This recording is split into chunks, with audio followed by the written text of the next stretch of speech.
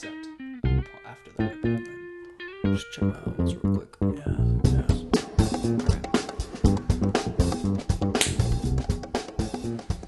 Hello.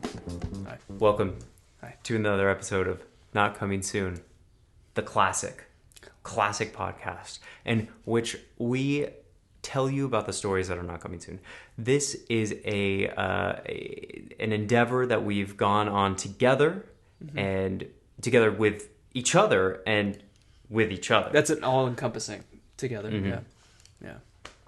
Where we pitch the story ideas that will not be coming soon. My name is Jeff Myers. My name is Ryan Myers, and we're just so happy to have you here with us. It's great. Very happy. Yeah. So, Ryan, you have a new story to start us on today. Yes. But before we get there, as always, Yes. what are you watching? I recently went to the theater to catch The Ministry of Ungentlemanly Warfare. Okay. A Guy Ritchie film. All right. Yes, I believe. Yeah, I yeah. believe that is a Guy Ritchie film. And it lives up to the man himself. It's fun. It's action packed. There's twists and turns. You get to see an absolutely unhinged Henry Cavill, which is a blast. All right. Do you know the cast of this movie? I am only familiar with Henry Cavill and Alan Richardson. Is that the big guy? Reacher himself. Yeah. Okay. Yeah. He's hilarious in this. Did you watch Blue Mountain State? No, I know he's in that though. Okay. I think he's in that. Or somebody that looks just that. like him. Okay. Yeah, that is him.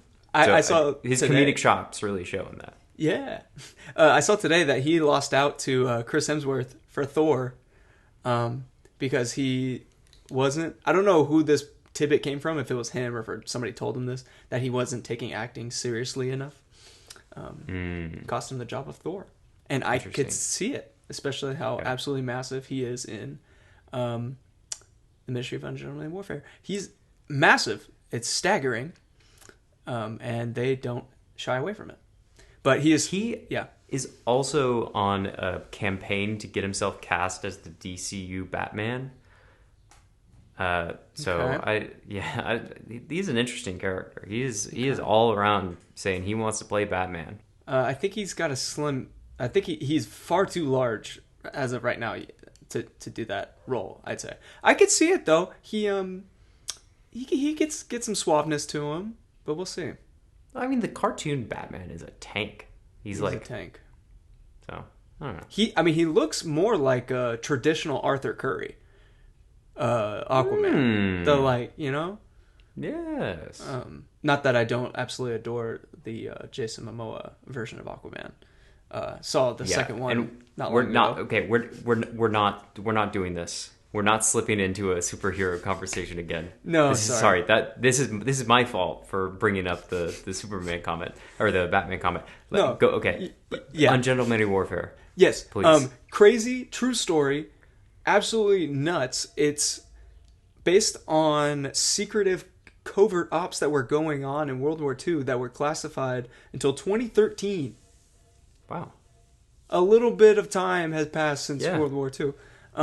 It was supposedly I think this movie was based on a book of the happenings on that had something in the title that was akin to the dawn of Black Ops. Like that this was the original, like you didn't really do stuff like this back in the day, hence ungentlemanly. But Hitler wasn't playing by the rules and neither were we. It's very fantastical. To the point that I'm not sure how much... Like, I cannot imagine it went down the way that it does in the movie. And it's such an impossible feat that they accomplish that I would like to know exactly how it went down. And if that's just somebody telling me, yeah, that was it, I'd struggle to believe, but I'd like to know. But it made for... The action in it made for a good movie. You watch anything right now? Cool. Well, I watched something, high art... just to cleanse my palate a little bit, just to get it's like I think it was the pinnacle of comedy and cinematography and unbelievable straight to streaming Netflix original film from the mind of Jerry Seinfeld. I thought you were joking to start, and then I thought you weren't, and then now I know you weren't. So cool. Yeah, no jokes. Jokes are outside. This is a legit conversation about the cinematic masterpiece, Unfrosted. Unfrosted. I've seen this as well. I know exactly what you're talking about. What's going on there? I want to know. This is the thought I had throughout the whole movie. Who walked into whose office and was like, "Here's what we're gonna do." My thought is they gave Jerry Seinfeld a blank check to get whoever he wanted and to do whatever he wanted, and they turned in a final product. I don't remember where I saw this interview on.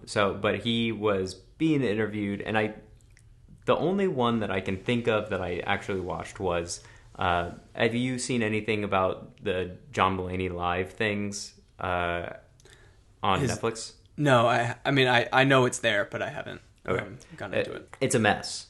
They're like, the productions are just completely disjointed. They threw things together, and it's crazy. Weird. It's not just the taping of his stand-up routine. No, it's live. Everybody's in LA. It's like a live interview talk show variety thing. Oh. That he did for like 6 nights during the Netflix is a Joke Festival. The first night he had Jerry Seinfeld on, and I think they were talking about Unfrosted and like how it was made, and I think even Jerry knows that this thing is bad, because he's like asking him, how did you think of this? What was going on when you were like writing and making this thing happen? He was like, COVID. He was like, it was a COVID thing. I was bored, and Netflix bought it. I think the implication that he was the mood that he was in, and the intonation in his voice was telling me, can you believe Netflix made this thing and paid me to do it? So I don't think anybody involved was expecting it to actually get made and released. Yeah. To be honest, I think they were thinking, hey, COVID might be the end of show business, or the making movies, because we're on this set and we're all standing 6 feet away from each other, wearing masks, and then we go in front of the camera, say a few lines, then we come back, put our masks back on, and we stand in different This quarters. was in production during COVID? Okay. I didn't realize that. I think it shows on the screen. I don't know what your thoughts were, but I didn't think it was particularly strong. I thought there were some great little bits in there, and to me, it seemed like that's all they wanted to do. Because I can't imagine I don't know. It just seemed like they needed some sort of vehicle to get all these people in and to make these little bits, which I enjoyed. Jerry, don't get me wrong. I had did some chuckles. Enjoy a good amount of the bits. Yes. Overall. Yes. It was just kind of like a very long sketch. You took the words out of my mouth. It was like a big sketch show. To the people who are unfamiliar with Unfrosted. Oh yeah. Unfrosted is the fictitious story of how Kellogg's came to the discovery of the Pop-Tart. I don't know who was asking for it. Yeah. But we have it. Or who at Kellogg / the other companies involved said, "Go ahead." See, that's a very yes. Although there's a scene where there's like a cafeteria and it's just like for cereal. That made me want cereal more than I've ever wanted cereal in my entire life. So maybe someone knows what they're doing. I think the last thing I want to say about this. Do you have any other thoughts before I just? I love Max Greenfield, so seeing him outside of New Girl is always fun. Always fun. Because I'm watching New Girl. There's just so many people in this thing. It's outrageous. The Mad Men bit was funny. Oh, I'm sorry. Mad Men bit was funny. That was good. Mad Men bit was funny. They're so mad. It's just advertising. Yes, but your last Mad Men bit was funny, and there is a child actor in this movie that it made me laugh more than probably any other child actor that I've ever seen. When Jerry Seinfeld is approaching a dumpster, then you know you're about to see some comedy gold. That was a sentence. When you see Jerry Seinfeld approaching a dumpster, you know it's going to be good. If you know, you know. If you know, you know. Kind of want to pop. Also on streaming, this catapulted me into another journey that I'm in the middle of. But I watched X-Men '97, the animated show on Disney Plus. Is that going? I'm sorry. Is that like coming straight out of the comics, or is that related to the X universe as we know it from Fox? I believe that it is a continuation of literally the series that ended in '96. Oh. So there's the animated series. The animated series. Okay. Yeah, the animated series that I'm assuming ended in '96, hence '97. '97. Mm. So I think that I got a taste of what it would be like to watch an MCU movie now without having seen any of the previous ones. Yeah, okay. Yeah, I was confused. Yeah. I was lost. I felt like an idiot. There's a lot of people praising this thing. And it's well done. The storyline is very interesting. Like, so you get the overall storyline of the season, totally. Yeah. Yeah. But then the relationship between characters, there's some things that you're like supposed to just know. And then there are some revelations that come, and then there are some like people that are just there that are not like main X-Men people that you're like, oh, I didn't realize you were going to be in the series, or like I don't know who you are at all, and you're just being like thrown at me. So like that maybe just be comic books. So whatever. Well, that's how I feel in the like a lot of the Star Wars shows now that are related to like the Clone Wars and stuff like that. I haven't got around to. So there'll be like a huge cameo, and there's like an absolute point that they pan to this character or whatever, and the character says with like an applause break or something. Yeah, exactly. Like when you had a guest star at Disney Channel, and I'm just like, I'm sorry. Anyway. Yeah. So it made me appreciate the fact that I've grown up with the MCU, and I watched them all the way along the way and got to experience that. But I felt like I had to do a lot of homework to not understand what was going on in the moment, but like get the whole macro environment of it. Yeah. And piece things together as they came. So I don't even know if that would have made more sense if I had watched the previous comic stuff either. So I don't know. Yeah. But it did make me very nostalgic for the X-Men movies. So there's that piece of watching the cartoon, the new cartoon that is like pretty, I think, very well done, very I don't know. The story's really good. I just missed on a lot of the little things here and there. But that motivated by that, as well as, what are they calling it? Is it Deadpool and Wolverine? I believe it's Deadpool and Wolverine. Yeah. I heard one working title was Deadpool and Friend, and that would have been amazing.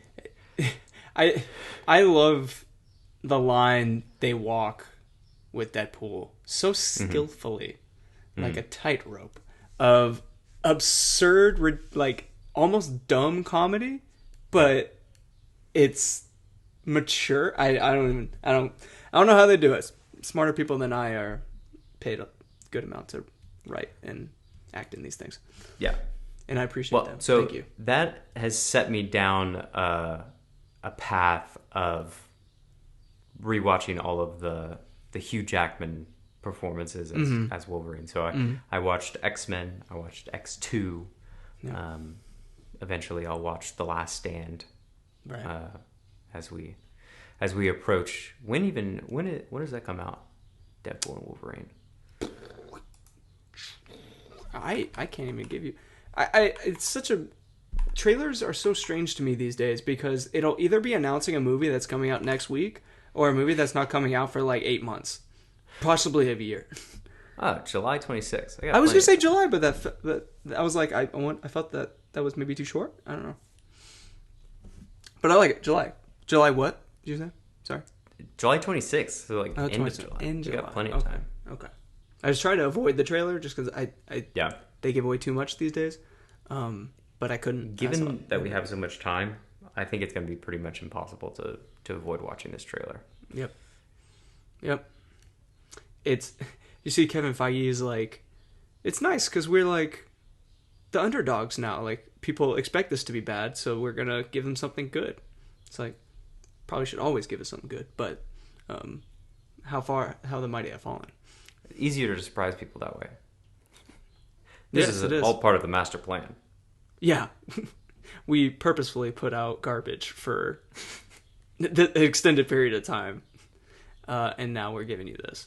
I'm also on another rewatch journey. I'm behind on this one compared to where I am on X-Men, but just finished watching the 2010s reboot of the Planet of the Apes movies. Oh.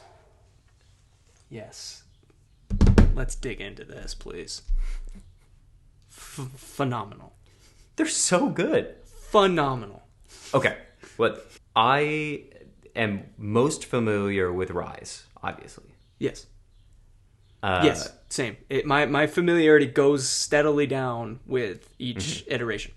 I think I had only seen War 4 in the theater. So I think I only saw it like potentially one same. time. Yeah. No more than twice. But I gotta say that Rise is probably number 3. Like, really, to me, on this rewatch, yeah, James Franco is not good in Rise. I kind of just took that as he's like an awkward scientist. It's also did you happen to rewatch? Because you've watched Kingdom, I have not watched Kingdom. Yes, and in preparation of Kingdom, I snuck away to the old basement theater and watched each of them, and it was because James Franco has kind of fallen out of he's not around much anymore. He's a controversial figure. Yeah, yeah, exactly.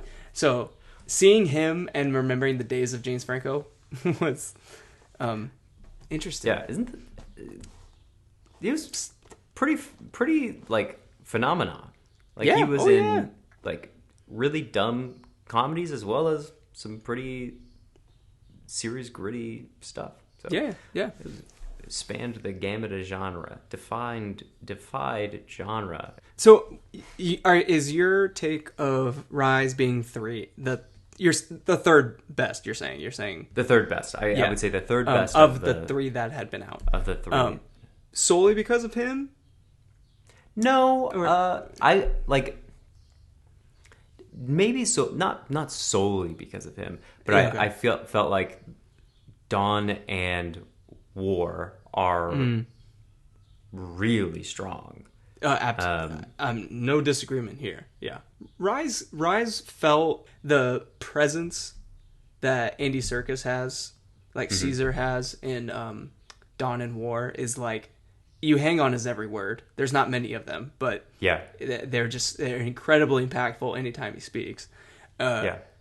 Rise, like, maybe it just feels like this way. Maybe I'm appreciating Rise in the vein of how well thought out this saga is and the descent into the original idea, which is spacemen come to Earth thousands of years later. Because I went back and I watched the 1968, the original. Yeah. Okay. There is a newsreel that is playing during Rise that is showing a spacecraft being launched. Oh. The name of the spacecraft, can you confirm that this is the name of the spacecraft, and is Icarus. That I can't confirm. Maybe I don't remember them naming the ship itself, but I think it's more of a, like the image, the too close to the sun, as humans are doing, trying to build this Alzheimer's drug. I think probably more so related to that. Who at NASA? Yeah. Decided, you know what we should name this spaceship? Icarus. There are much more subtle names that you can give to something that is got tints of hubris. Yeah. But Icarus is the story of hubris. Yeah. Yeah, you kind of set yourselves up for failure right there. I just think that that's quite simple. If they were unless you are going for a very heavy-handed metaphor, naming your spaceship after a ancient story of flying close, the origin of the phrase "flying close to the sun," yeah, too close to the sun is a bold move. It is. You're laughing in the face of said hubris. Fun fact too about the original Planet of the Apes. Everyone's familiar with the classic film Madagascar and the joke about the Statue of Liberty on the sand, because that's the last scene of, because the whole time he doesn't know that they're on Earth. Yeah. Sorry for those unfamiliar. There's a space mission. They're flying at the speed of light. He thinks they know where they're going. Apparently they got off course, so they land on some planet that he doesn't know what it is. And it's intelligent apes. And then at the end he sees the Statue of Liberty and he gives the whole, "You maniac! You burned it up." I think he says blew it up. But anyway, so they spoofed that in Madagascar. There's so many more stuff, so many more scenes that are referenced in other classic animated films. In Madagascar 2, when he's like, "I could kiss you, monkey man," and he's like, "All right, but you're so darn ugly." That's straight from Planet of the Apes. And then the scene in El Dorado when they strip and get in the thing and monkeys steal their clothes. That's straight out of they do that. That spacemen do that, and it's actually just wild humans that do it in Planet of the Apes. Ironically. Ironic. Yeah. The first one's harder to watch, especially with the absolutely mind-blowing visual effects that the ones today have. Because they refer to people or the apes as specifically chimpanzees, gorillas, stuff like that, but they all look exactly the same. The gorillas have a dark fur and the chimpanzees have a lighter fur. Interesting. But they look exactly the same. And someone mentioned a gorilla. I'm like, ooh, when did the gorillas get here? But they're there the whole time. Dude, the gorillas in the Dawn Rise War? Dude. Oh, and now I'm thinking of Kingdom too, and it's just like... Yeah, can you talk a little bit, just very high level about Kingdom? I would love to. Your thoughts? Yes. Kingdom, the one concern I had going in was that presence of Andy Serkis and Caesar being gone. It's generations later, so they open with a tie-in to the end of war, and so it beautifully sets up the story for Kingdom, and they maintain that presence of Caesar. He's not there, obviously, but the way they do it is fantastic, because you're still hanging on his words. And there's the metaphor they have around it, like leaders long since dead and using their words in certain ways. I'm getting chills just thinking about it. Yeah, very cool. We see the inception of this race, basically. Mm-hmm. Yep. In the first remake trilogy, and then you jump to generations later, and then it's like referencing the Bible when you're they're a little heavy-handed with that, but it's Oh, okay. So I'm way ahead of them. Okay, cool. You got it for sure. They don't shy away from it. I mean, that's the point. So, and have you seen that the plan is 9 total? So I don't know how you keep this up for that. Yeah, I don't know how you keep this up for that many, but yeah. So supposedly 5 more after Kingdom is the plan. Jeez. So I would say the visuals on the curve here, it's like Rise is really good, but I definitely saw the edges of the effects a lot more than I did when it first came out. Then Dawn was a step better, and then War was like, oh my gosh, that's real fur. Oh yeah. How is the step to Kingdom? There's a scene or two where you're like, okay, but no, they have me staring like, okay, is it an animatronic? No, he's moving very deliberately, and no, there's like water. Like I'm like, how are you doing That's this? Crazy. Yeah, because I was surprised at how bold they were in War. With like a lot of it is in the dark, but a good amount of it is like really direct light that is usually avoided to hide edges of effects like that. Yeah. No, there's sunlight and shadow in like use it. But I'm really excited. It's impressive. I can't wait to see it. Yeah, I'm excited for you to see it as well. Yeah, I don't think there's anything more I want to share. I will say it's probably not as far removed time wise as you maybe think from War. Okay. I feel like the many generations is like 4 or 5 maybe. They never say, so they do that, I believe, strategically, so they don't have to maintain a certain evolution or de-evolution, however you want to look at it from whichever side you're looking at. So they've given themselves time to catch up to the originals. That's where I would say it's not as much time as the originals. Because the original one, I believe it's 2,500 years since something like that. Potentially since they left Earth. 2,500 or like 3,000, somewhere around there. Which is more than, I would say, many generations. So we're not quite there, so I wonder if the eventual plan is to get there over 9 movies, but we'll see. Yeah, I mean, if they give themselves 9 movies and they just did a probably 400-year time jump, something like that. Yeah. It's I believe it's hundreds of years. I think that cool. Actual figure is referenced. Yeah.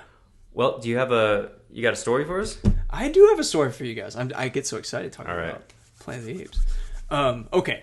We're all familiar, at least on some level, with the recent, how the government has been declassifying certain documents that have quote unquote proven the existence of alien life, or at least validated UFOs. So my plan is to do a bit of a reverse Men in Black, where there's a government entity that is now trying to get people to believe in / help with an alien problem, but people are just refusing to believe them because it's like, yeah, sure, okay, fine, yeah, aliens exist, yeah, sure, because they keep releasing these like, hey, here's a flying saucer that moves outside the laws of physics, and we're like, okay.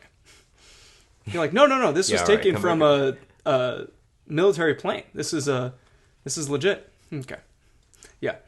All right, pal. What are you trying to distract me from? Yeah, exactly. So I'm kind of thinking that that's the gimmick, and then similar to Men in Black, where this centers around some sort of alien invasion that would potentially cause harm to the Earth.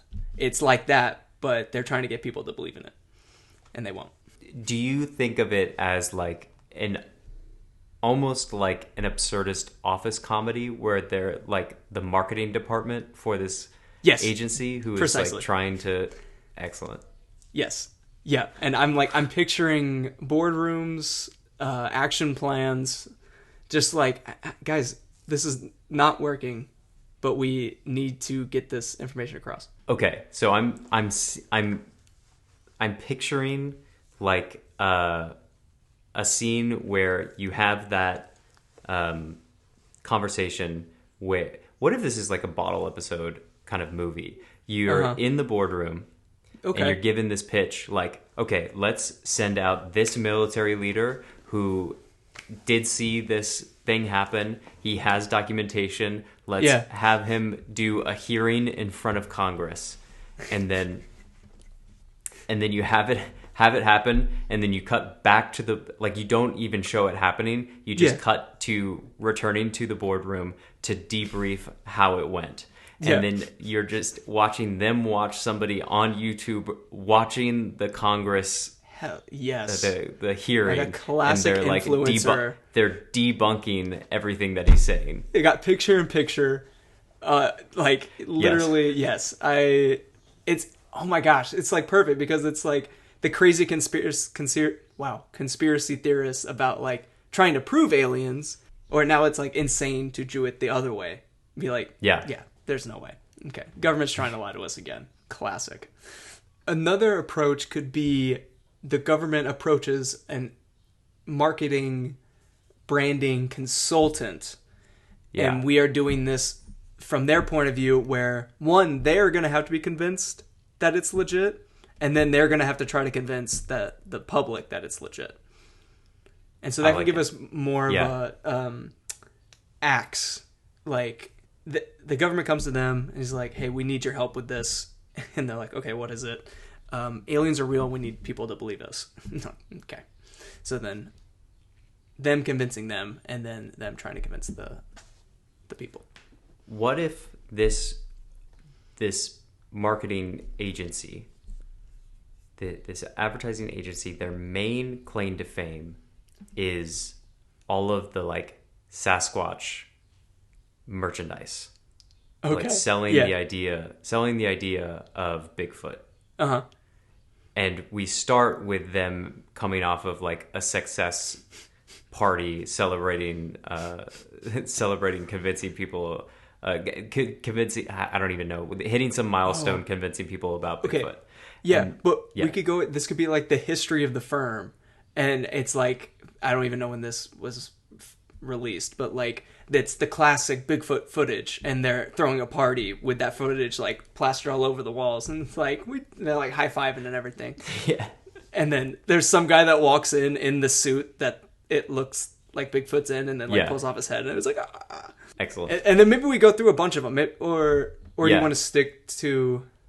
No, I am not seeing it either way. Like, do you want this to be set modern day? Like, yes. For the bulk of it? Okay. Yes. So then I think, what if the government is having marketing agencies pitch themselves for a secret project?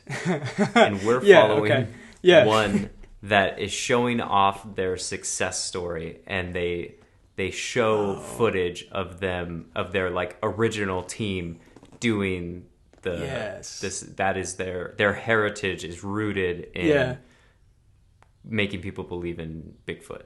Yes, I like it. And maybe a couple agencies are they don't get the bid, so they're sulking away, and it's like, oh, that's the Loch Ness guys. Yeah. Ooh, they brought it. Yes, excellent. This is great. This is shaping up. This is great. They win the bid. Yeah. And then the government has to tell them what the secret project is. Yes.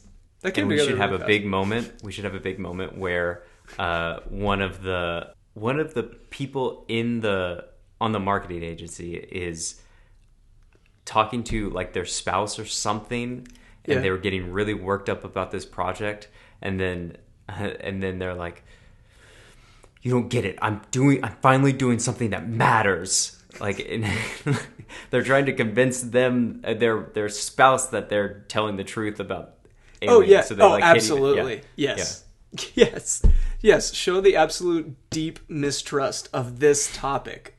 Like, no one anybody says with any sort of authority will ever be like, even if there is like hard evidence apart from a mass invasion, no one's ever gonna really believe it because anything could be fabricated. And that's how we end it. A mass invasion. We end it with a mass invasion. Yes, exactly. Like a la Don't Look Up a little bit. Not that. Yeah, not as intense. But. Yeah. Should we ruminate on that? I mean, I feel like that was really quick. Yeah. No, I'm into that. That's a great start. Great. Feeling awesome about that. Excellent idea. I don't think we should use this title because I do want to move slightly away from the idea is a reverse Men in Black, but I don't want to be too heavy on the Men in Black. But Women in White was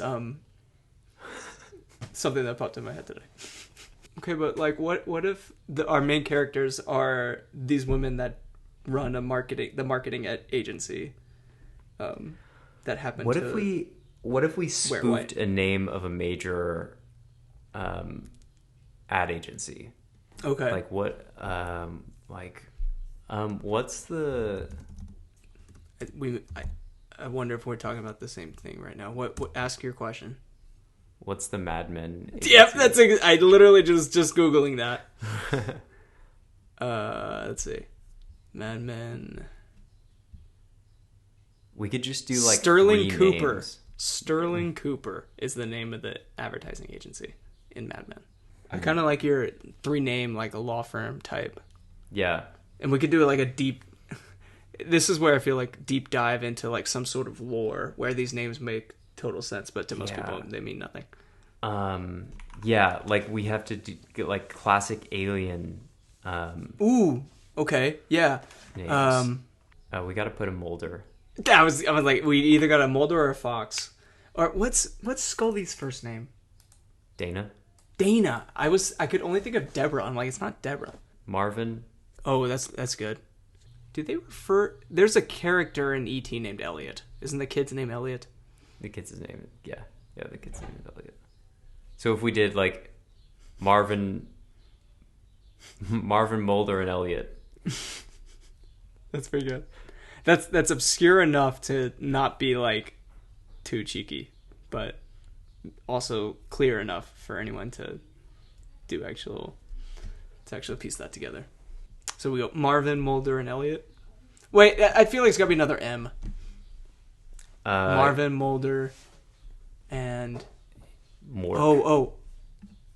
I was looking at Matt, the Martian. His name is Mark Watney. Watney's not bad in that list, though. Marvin, Mulder, and Watney. Ooh, I like. That's not bad. That's not bad. All right, I like Marvin, Mulder, and Watney.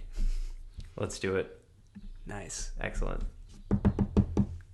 It's called Marvin, Mulder, and Watney LLC coming at you. LLC? Should we like do LLC in the?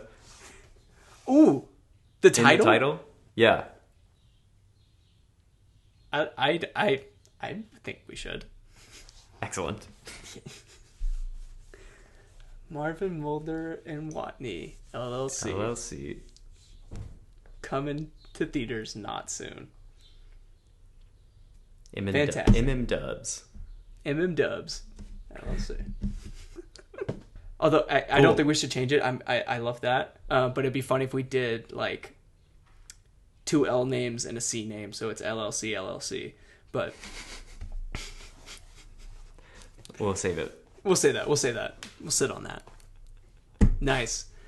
There we go. Marvin, Mulder, and Watney LLC. Perfect. That's a heck. No movie title out there is like that. No notes. No notes. Man. All right. So I say we sit on that. We're feeling really good about it. Yeah. Now I think I could give you a connection. All right. What you got for me? Can you connect Andy Serkis? Okay. To Jackie Chan?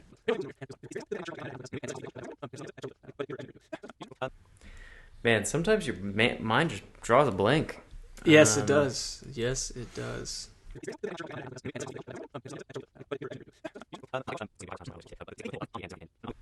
Man, I'm really unfamiliar with Jackie Chan's filmography. It's not great.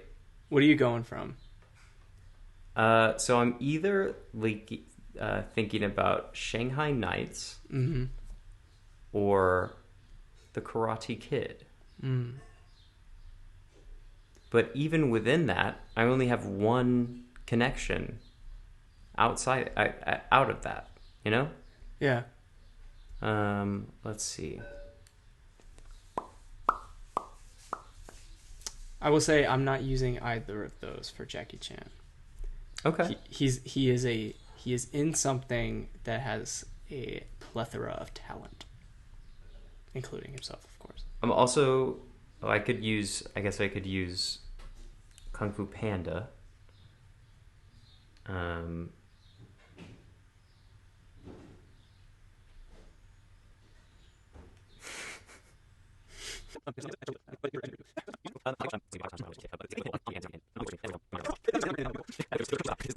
Okay, so yeah. Here's one path.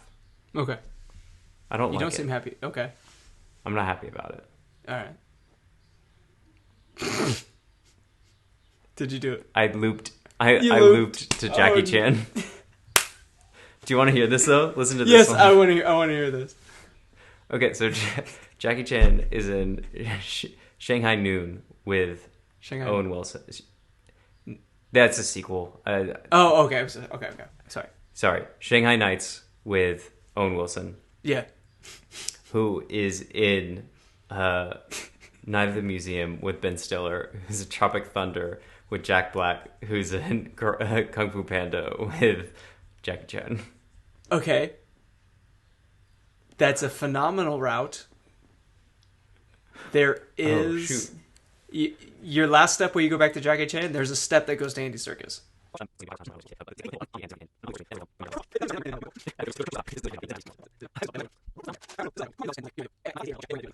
So we've got Andy Serkis is in Lord of the Rings Return of the King with Sir Ian McKellen, who's in X-Men Days of Future Past, with James McAvoy, who's in Wanted with Angelina Jolie, who's in Kung Fu Panda with Jackie Chan.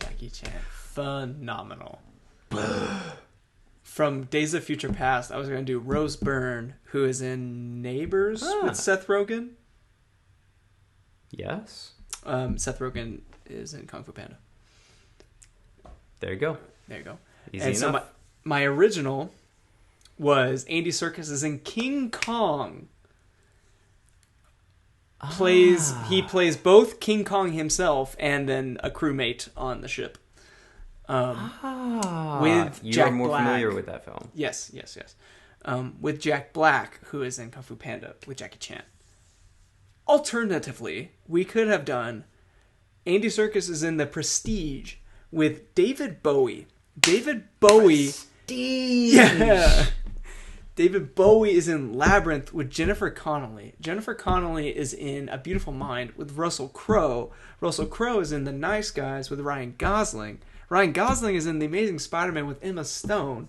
I'm sorry. Ryan Gosling is in Crazy Stupid Love with Emma Stone, who's in The Amazing Spider-Man with Andrew Garfield. Andrew Garfield is in Hacksaw Ridge with Vince Vaughn. Vince Vaughn is in Wedding Crashers with Owen Wilson. Owen Wilson is in Shanghai Nights with Jackie Chan. Damn, I'm good. Dude, that's crazy. Let's go. That's a web. That is a web. Madam Web, which is now on Netflix, I think. Dude, check it out. Check it out on I Netflix. plan to watch it. I'm very much looking forward to watching it, actually. I think that we've sufficiently wasted enough of your time today. Thanks for sticking around. Yes, to the very end. But I think we're ready to close out. Yeah, I think we're ready to close out. So it's been a blast. You didn't get to experience the probably full 20 minutes that was our connection game. But we had so much fun that we hope it comes through in that little bit that we probably keep. Magic of editing. So if you got that, give us your connections. How did you get from Andy Serkis to Jackie Chan? We want to know. Yeah.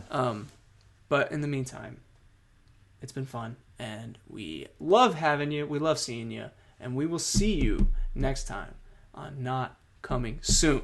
Until then, we we hope you get to where you're going. Yes, indeed, we do. I have been Jeff. And I've been Ryan. And good night.